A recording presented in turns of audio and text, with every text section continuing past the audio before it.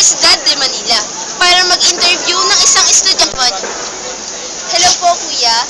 Pwede po ba namin kayo ma-interview? Maaari naman.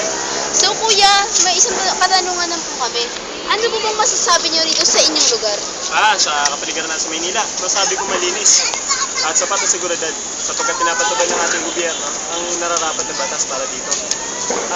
Pangalawa, mga estudyante din bibigyan ng sapat na edukasyon para sa kanilang kinabukasan. At sa tulad yan nakikita sa paligid naman natin, kasi malinis naman. Ito, malinis, seguridad okay. Pero yung mga estudyante nag-aaral mabuti. So, Okay naman. thank you po, kuya, sa pag-interview.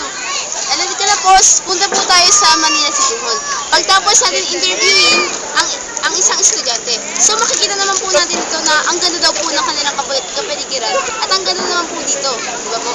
So, yun na po. Papunta na po tayo.